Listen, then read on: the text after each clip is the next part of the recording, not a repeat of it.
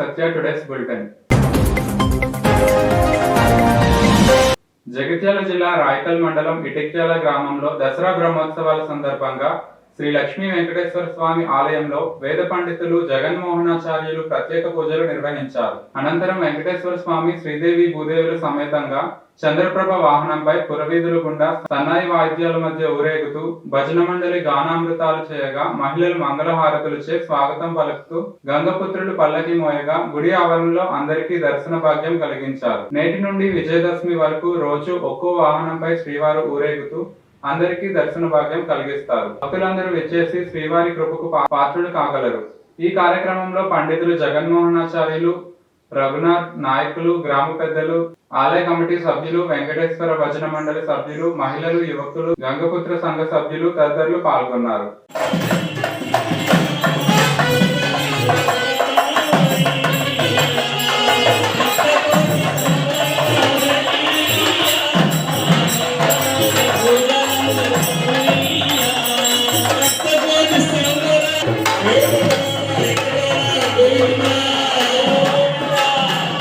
Correct ఇబ్బందుల నుండి పాయసాలు మాకు వద్దయా, పలరసాల పాయసాలు మాకు వద్దయా.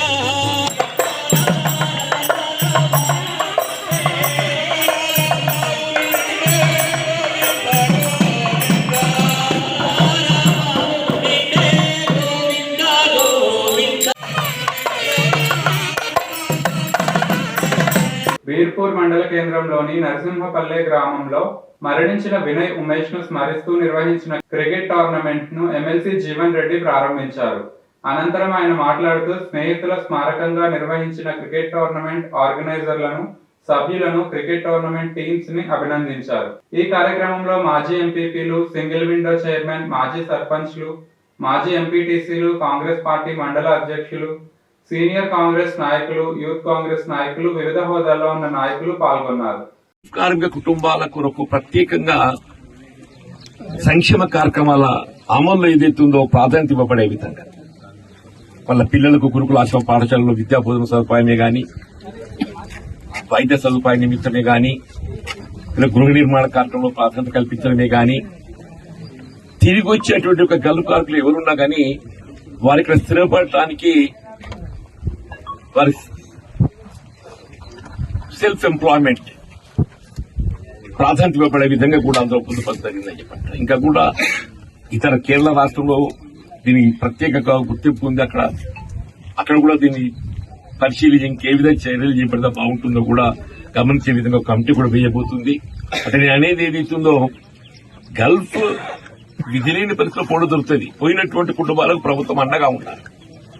ఆ ఆలోచనతో ఇవాళ ప్రభుత్వం నిర్ణయం తీసుకున్నందుకు నేను రాష్ట్ర ప్రభుత్వం గౌరవ ముఖ్యమంత్రి గారికి అభినందనలు చెప్తున్నాను.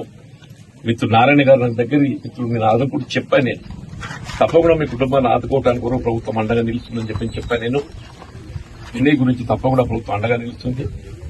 అట్లాగే ఇతర మిత్రుడు కూడా ప్రమాదంతో చనిపోయాడు కాబట్టి ఉమేష్ అతనికి ఇన్సూరెన్స్ ద్వారా మన ప్రమాదం ఏ విధంగా జరిగింది ఏంటి ఆ క్లెయిమ్ కూడా చేసుకోవచ్చు. ఇతరత్ర కుటుంబాలను ఆదుకోవడానికి వరకు సంక్షేమ కార్యక్రమంలో ప్రాతిపడుతుంది. ఈ విధమైనటువంటి క్రీడలు ఒక విధంగా క్రీడలకు ఇది రాజకీయాలకు అతీతంగా నిర్మింపజేసుకుంటాం. వాస్తవంగా వాళ్ళు ఉన్న దాంట్లో రాజకీయాలకు అతీతంగా నిర్మింపబడేది, కుల మతాలకు అతీతంగా నిర్మింపబడేది కేవలం క్రీడలు, ఆటల పోటీలు అని చెప్పక తప్పదు. క్రికెట్ టోర్నమెంటే ఒక విధంగా మనలో స్నేహ భావన పెంపొందిస్తుంది. శారీరకంగా దృఢత్వము, మానసిక వికాసం ఇవన్నీ ఉంటాయి. వాటితో పాటుగా మనలో ఒక విధమైనటువంటి ఒక మైత్రి బాంధవ్యాలు, సంబంధాలు మొత్తం బీర్పూర్ మండలాన్ని ఒక వేదికకి తీసుకెళ్తున్నటువంటి ఒక నర్సింహపల్లి క్రికెట్ అసోసియేషన్ మిత్ర బృందాన్ని మరొకసారి నిరూపణగా అభినందిస్తున్నాం. మీరు చేపట్టినటువంటి ఒక ఈ క్రికెట్ టోర్నమెంట్ సఫలీకృతం కావాలని చెప్పని ఇందులో పాల్గొనేటువంటి క్రీడాకారులందరూ కూడా ఒక స్పోర్టివ్గా ఏదైతే ఉందో గెలవాలనే తాపత్రయంతో పాల్గొన్నా గానీ ఇది ఒక క్రీడ కాబట్టి ఇది స్ఫూర్తిగా పాల్గొని మరి అందరూ కూడా ఇది జయప్రదం కావాలని చెప్పని కోరుతూ ఇందులో పాల్గొనే అవకాశాన్ని కల్పించినందుకు నేను హృదయపూర్వకంగా ధన్యవాదాలు చెప్తూ సెలవు తీసుకుంటున్నాను. జై హింద్. యువ సోదరులు, క్రీడాకారులు అందరూ హృదయపూర్వకంగా నమస్కారాలు చెప్తూ అంటే వాస్తవంగా స్థానికంగా మనం ఆశించినటువంటి ఒక ఉపాధి పొందలేని పరిస్థితుల్లో ఇప్పుడు విని అయితే నాకు తెలిసి వాళ్ళ కుటుంబం స్థానికంగా ఉపాధి పొందలేక మరి గల్ఫ్ ఉపాధి కొరకు ఏదైతే వరకు పోవటం అక్కడ ఆకస్మికంగా గుండెపోటుతో మరణించటం, అట్లా ఉమేష్ గుడేజీతో ప్రమాదంతో మరణించటం, ఈ రెండు కూడా ఆకస్మిక మరణాలు. మన స్థానికంగా ఉపాధి అవకాశాలు అనేది ప్రధానమని చెప్పంటాం. తెలంగాణ రాష్ట్ర ఏర్పాటు ఉద్యమంలో గల్ఫ్ కార్మికులు మరి ప్రధాన పాత్ర పోషించారు. తెలంగాణ రాష్ట్రం ఏర్పాటు కాబట్టినట్టయితే స్థానికంగా ఉపాధి అవకాశాలు మెరుగవుతాయి అనే భావనతోని రాజకీయాలకు అతీతంగా ఉద్యమాన్ని సమర్థించటం, రాష్ట్రం ఏర్పాటు కాబట్టి దశాబ్ద కాలం గతంలో వీళ్ళ గల్ఫ్ కార్మికుల కుటుంబాల సహాయార్థం ఏదైతుందో గత ప్రభుత్వం ఏదైతుందో ఈ విధమైన సహాయక చర్యలు చేపట్టకపోవటం, ఇవాళ కూడా ఏదైతుందో నాకు తెలిసి గ్రామీణ ప్రాంతాలలో దాదాపు ఒక 10% గల్ఫ్ లో ఉపాధి పొందుతున్నారు. అది ఏ గ్రామం కానీ చెప్పంటున్నారు. మన ఉత్తర తెలంగాణ ప్రాంతానికి చెందినటువంటి కరీంనగర్ గాని, నిజామాబాద్ గాని, ఆదిలాబాద్ గాని ఎక్కడ పోయినా కానీ ఏదైతున్నదో స్థానిక ఉపాధి పొందలేక మరి గల్లు బాట పట్టడం, ఒక విధంగా చెప్పాలంటే కన్న తల్లిదండ్రులను, కన్న పిల్లలను, కట్టుకున్న భార్యను వదిలి దేశంగానే దేశం పోవాలంటే ఎవరు కూడా మరి సంతోషంగా కావాలని కాదు, వ్యతిరేక పరిస్థితుల్లో పోడదులుతాయి చెప్పండి. ఒక విధంగా వాళ్ళు అలా ఆర్జించేటువంటి ఒక ఆదాయం అంటే కేంద్ర ప్రభుత్వానికి ఏదైతున్నదో విదేశీ మార్గ ద్రవ్యం రూపేణ సమకూరుస్తున్నారు. అట్లా రాష్ట్ర ప్రభుత్వానికి కూడా ఏదైతుందో అమ్మక పన్ను రూపేణ కూడా ఏదైతుందో రాష్ట్ర ప్రభుత్వానికి ఆదాయం సమకూరుస్తుంది. ఇంత చేస్తూ నా కుటుంబాలను ఆదుకోవటానికి కొరకు మరి గత ప్రభుత్వం నిర్లక్ష్యం చేయడంతో రాష్ట్రంలో కాంగ్రెస్ ప్రభుత్వం అధికారం రావటం, మిత్రులు రేవంత్ రెడ్డి గారు ఏదైతున్నదో ఈ గల్ఫ్ కార్మికుల కుటుంబాన్ని ఆదుకోవటానికి ప్రత్యేకంగా మేము చర్యలు చేపట్టడం జరుగుతుందని చెప్పని వీళ్ళ ఎన్నికల ప్రణాళికలో పేర్కొనడమే కానివ్వండి, ఈ మధ్య మన 17 సెప్టెంబర్ ఏదైతుందో మరి ప్రత్యేకంగా ఒక ఉత్తర్వులు జారీ చేశారు. రాష్ట్రంలో ఒక కాంగ్రెస్ ప్రభుత్వం ఏర్పడ్డ తదుపరి అంటే 7th డిసెంబర్ తదుపరి ఏదైతుందో 23 గల్ఫ్ లో ఎవరు మరణించినా కానీ అది బల్వాల్ మరణమే కానివ్వండి, లేక ప్రమాదమే కానివ్వండి, అనారోగ్యమే కానివ్వండి, ఈ విధంగా చనిపోయినా ఆ కుటుంబాలను ఆదుకోవటానికి వరకు రాష్ట్ర ప్రభుత్వం ప్రత్యేకంగా 5 లక్షల రూపాయల ఆర్థిక సాయం చేయబడే విధంగా చెప్పండి.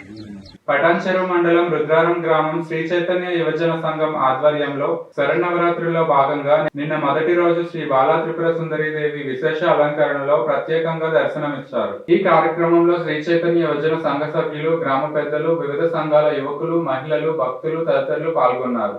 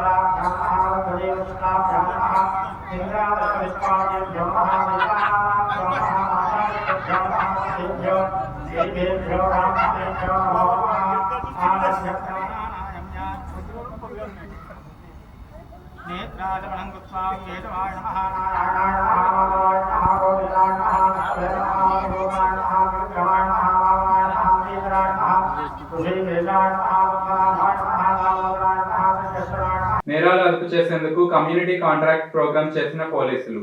నిర్మల్ జిల్లా ఖానాపూర్ పట్టణ కేంద్రంలో అంబేద్కర్ నగర్ కాలనీలో పోలీసులు కార్డన్ సెర్చ్ చేశారు. ఇందులో ఎలాంటి అనుమతి పత్రాలు లేని 50 ద్విచక్ర వాహనాలు, 2 ఆటోలు, టాటా ఏసీలు 2 సీజ్ చేశారు. కార్డన్ సెర్చ్ లో పాల్గొన్న 45 మంది పోలీస్ సిబ్బంది కాలనీ వాసులతో మాట్లాడి ఎవరైనా కొత్త వ్యక్తులు కనపడినా పోలీసులకు సమాచారం ఇవ్వాలని కోరారు. నేరాలు అదుపు చేయడానికి ఎస్పీ ఆదేశాల మేరకు కార్డన్ సెర్చ్ చేశామని ఖానాపూర్ సిఐ సైదారావు అన్నారు. ఈరోజు గౌరవనీయులైనటువంటి నిర్మల్ జిల్లా ఎస్పీ గారి ఆదేశాల మేరకు మా డిఎస్పీ గారి ఉత్తర్వుల మేరకు ఈరోజు ఖానాపూర్ పట్టణంలోని అంబేద్కర్ నగర్లో కమ్యూనిటీ కాంటాక్ట్ ప్రోగ్రామ్ చేయడం జరిగింది. ఇందులో ఒక 50 2 వీలర్స్, 2 ఆటోలు, 2 టాటా మ్యాజిక్లు, irregular numbers, without number plates, proper documentation లేని వెహికల్స్ని కూడా సీజ్ చేయడం జరిగింది. ఇవన్నీ కూడా వెరిఫై చేసి తదుపరి చర్య తీసుకోవడం జరుగుతుంది. ఇందు మూలంగా తెలియజేసేది ఏంటంటే అందరూ కూడా వాహనదారులు అందరూ కూడా కంపల్సరీగా వెహికల్ డాక్యుమెంటేషన్ కంపల్సరీగా కలిగి ఉండాలి. పోలీస్ అధికారి సర్చ్ చేసినప్పుడు సోదా చేసినప్పుడు కంపల్సరీగా ప్రాపర్ డాక్యుమెంటేషన్ కలిగి ఉండాలని చెప్పేసి కోరుకుంటున్నాను. జగిత్యాల జిల్లా మల్లాపూర్ మండల కేంద్రంలోని దుర్గామాత ఆలయంలో దేవీ నవరాత్రి ఉత్సవాలు ప్రారంభమయ్యాయి. ఈ నవరాత్రి ఉత్సవాలకి ఒక ప్రత్యేక స్థానం కలిగి ఉంది. శ్రీ కనకదుర్గ సేవా సమితి వారు ఈ సంవత్సరం సిల్వర్ జూబ్లీ ఉత్సవాలు జరుపుకుంటున్నారు. ఈ సందర్భంగా జగిత్యాల జిల్లా కేంద్రంలోని రాజస్థానీ వారిచే తయారు చేయబడిన లడ్డూను ఈ నవరాత్రుల్లో పూజించి దసరా రోజు వేలం వేయుటకు సన్నద్ధమయ్యారు. తద్వారా వచ్చే డబ్బులు శాశ్వత నిధి కిందకి బ్యాంకులో జమ చేయనున్నారు.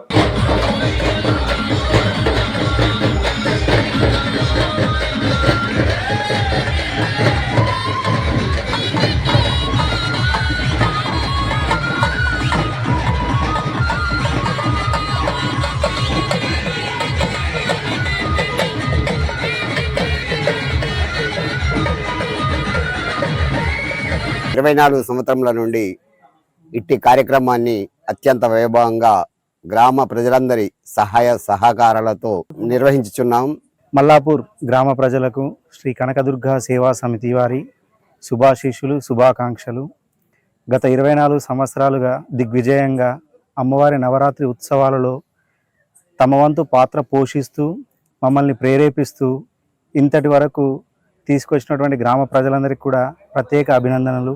లడ్డూను వేలంపాటగా నిర్ణయించడం జరిగింది కమిటీ వారి ఆధ్వర్యంలో. Thank you for watching news 9 TV.